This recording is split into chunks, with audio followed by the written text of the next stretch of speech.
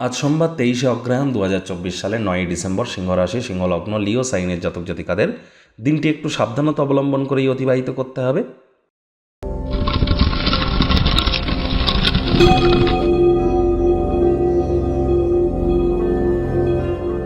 ভিডিওটির শুরুতেই স্ক্রিনে আপনারা দেখতে পাচ্ছেন মহাদেবের রুদ্র গায়ত্রী মন্ত্র।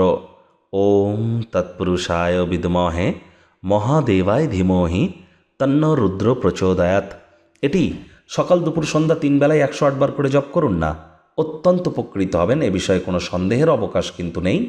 আর পারলে আজ আপনারা অবশ্যই শিবলিঙ্গের অভিষেক করুন, উপকৃত হবেন। কলা পাতায় আপনারা দুপুরের আহার গ্রহণ করুন এবং সন্ধেবেলার সময় বা সূর্যের আলো ডুবে যাওয়ার পর চাঁদের আলো আপনারা গায়ে লাগান। এবং যাদের মানসিকভাবে দুর্বল আছেন তারা বহমান জলে কাঁচা দুধ ভাসিয়ে দিন।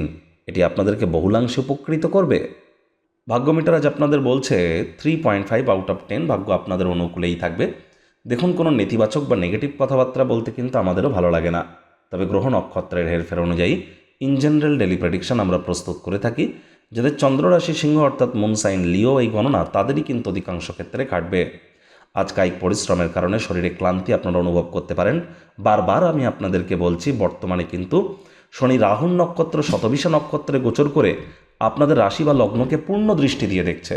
এজন্য অবশ্যই শনি মহারাজের কোনো না কোনো প্রতিকার আপনারা করিয়ে নেবেন। এটি আপনাদেরকে লাভান্বিত করবে। কাজে মনোসংযোগ করতে একটু অসুবিধা হতে পারে, শরীর স্বাস্থ্যের অবনতি হতে পারে, খেয়াল রাখবেন। ব্যয়বহুল দিন, খরচ বাড়বে। কাউকে টাকা পয়সা ধার দেবেন না যেখান থেকে ফেরত পাবেন না। নতুন উদ্যোগ পরিকল্পনার পাশাপাশি নতুন নির্মাণ কার্যকে পিছিয়ে দিন। চাকরিজীবীদের অফিসে কম কথা বলে কাজ বেশি করতে হবে, মনের থেকে মস্তিষ্ককে বেশি দাম দিতে হবে। কোনো প্রকার অফিস পলিটিক্স বা গসিপিংয়ের অংশ হলেই কিন্তু বসের কুনজরে পড়ে যেতে পারেন। রাজনীতিবিদ যারা আছেন জনসংযোগ বৃদ্ধি করুন।